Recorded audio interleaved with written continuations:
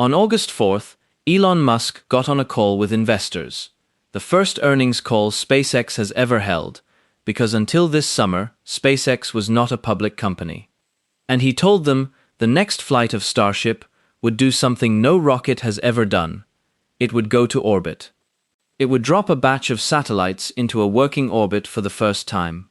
And then the upper stage, the ship itself, coming back from space at a speed that turns air into plasma, would fly home to Texas and be caught out of the sky by two mechanical arms on the launch tower. He said the flight was tentatively set for the end of the month. He said it depended on regulatory approval. 16 days later, on August 20th, he posted online that the catch would probably happen in a few months instead. No press conference. No explanation. One sentence. And with that sentence, the most anticipated launch on the calendar became, in the words of one person in the replies, the least anticipated launch on the calendar. Now, the videos going up about this are calling it a leak. There is no leak. Nobody smuggled a document out of Starbase. The reason is sitting in public, in plain sight, and it is more interesting than a leak, because the thing that got cut is not a bonus feature. It is the single capability the entire company is built on, and the one everything else is now waiting for. To understand what was removed, you have to understand what was on the list. Flight 14 is the 14th test flight of Starship, and it was carrying 3 separate firsts at once. The first is orbit. Every Starship flight so far has been suborbital, up, around, and back down without completing an orbital insertion. Flight 14 is meant to be the first one that actually goes orbital. The second is payload. Flight 14 is supposed to carry a batch of Starlink V3 satellites and put them into a real, working orbit. On the previous flight, the satellites were released into suborbital space, a rehearsal. This time they stay up and go to work. And the V3 satellites are the entire reason Starship exists commercially, because they are far larger and heavier than what Falcon 9 can carry, and Musk has said they will deliver roughly 10 times the broadband capacity of the current generation. And the third was the catch. That was the headline. That was what made this flight different from every previous one. The first attempt to bring the ship back to the tower and catch it. 3 firsts, stacked on one test flight. Aggressive even by the standards of a company that has always run its test campaigns this way. Now it is 2 firsts. The ship is expected to end its flight the way the last several have ended, with a soft splashdown in the ocean. The booster is expected to do the same, rather than return to the launch site. And the catch, the thing that was supposed to make this the flight everybody remembered, has been pushed into an unspecified future measured in months. Here is why that matters more than it sounds. SpaceX has already caught the booster. The super heavy first stage has been plucked out of the air by the tower arms on 3 separate flights, and boosters recovered that way have been flown again. So catching things with a tower is not new. That part is demonstrated. The ship is a different problem entirely, and the difference is speed. The booster does not go to space. It lifts the stack for a couple of minutes, separates, and comes back down along a relatively gentle path from a modest altitude. It is a hard problem, and SpaceX solved it. The ship comes back from orbital velocity. That is roughly 17,000 miles an hour, and every bit of that energy has to be dumped into the atmosphere as heat before the vehicle can do anything else. That is the re-entry problem, the heat shield, the plasma, the part where things historically break. Then, having survived that, the ship has to flip, relight engines, and hit a target the size of a pair of arms, with enough precision to be grabbed. Nobody has ever recovered an orbital-class upper stage that way. Not SpaceX, not anyone. And that capability is not a stunt. It is the business model. Falcon 9 reuses its booster and throws away its upper stage. That is why it is cheap, but not radically cheap. Starship's entire economic argument, the reason anyone believes the cost per kilogram numbers, depends on both halves coming home and flying again, quickly. Musk has talked about flight rates that only make sense if this works. On the earnings call, he talked about eventually running something like a flight a day, and in an August 20th post, he raised the ambition to 30 launches a day. Those numbers are not achievable with expendable upper stages. There is not enough factory on Earth. So the catch is not a milestone on the roadmap. It is the hinge the roadmap turns on. So why did it come off the flight? Musk did not elaborate. But he did say one other thing in that same post, and it is the most informative sentence in this entire story. He said that if there had been a tower out at sea where they had been practicing landing the ship, it would have been caught. Read that carefully, because it is doing two things at once. It is a statement of confidence. He is saying the vehicle can do it, that the flight profile is good enough, that the ship is hitting its mark. And it is an admission about where the risk actually lives. He is not saying the ship is not ready. He is saying that when the ship comes down, it needs somewhere to come down to that is not the thing they cannot afford to lose. Because here is the situation on the ground at Starbase. There is one operational tower. That tower is where Starship launches from. If a returning ship misses, or comes in wrong, or arrives with a problem nobody predicted, the thing it hits is the launch site, not a barge, not a spare, the pad. And a destroyed tower does not cost you a test flight. It costs you the entire launch campaign for however long it takes to rebuild, which for infrastructure of that scale is measured in many months.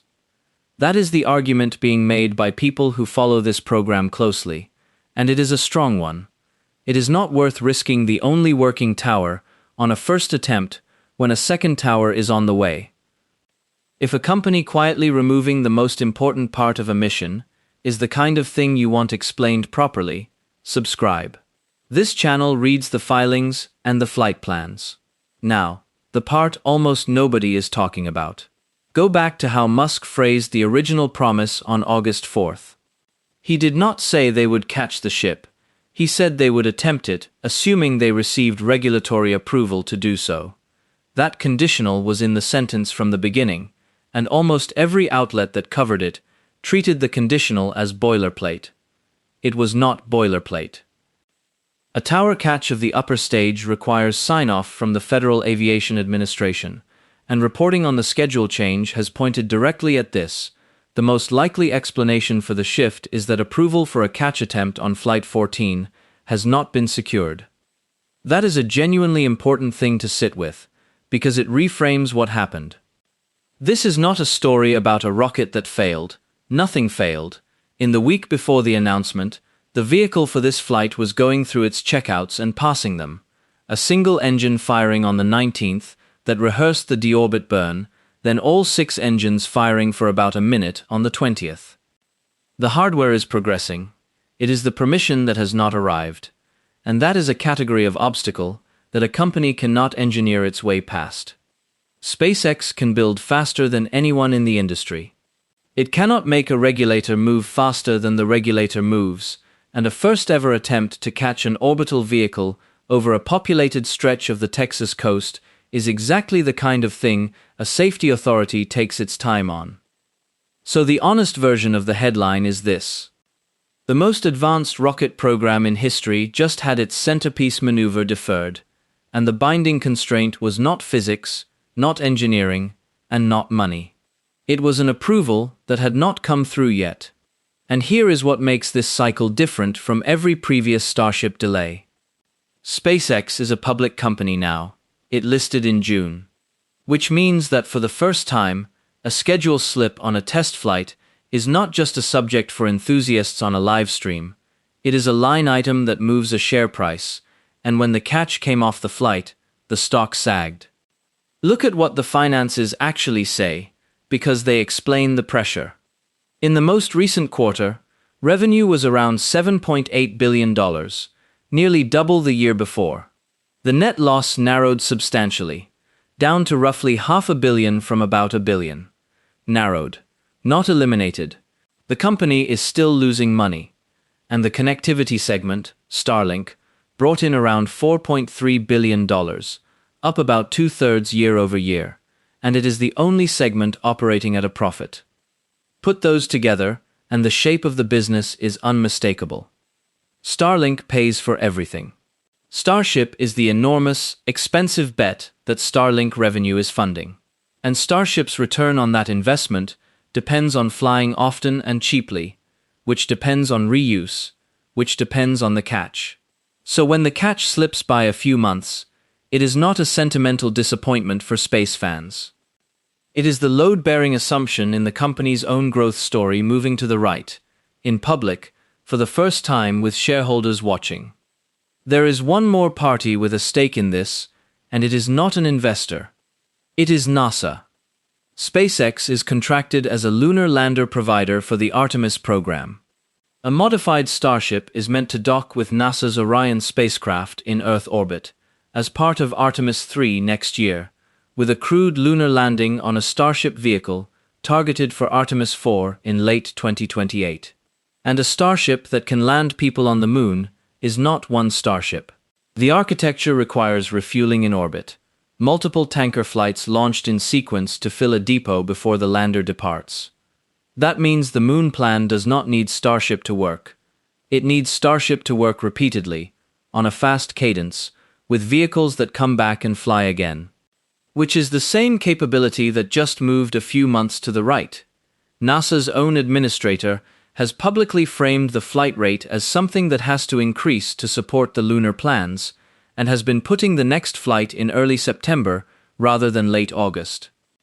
So the audience for this schedule change includes a federal agency with a lunar landing on the calendar, a rival program in China moving on its own timeline, and a set of deadlines that were already considered ambitious before anything slipped. So put yourself in the chair. Option 1.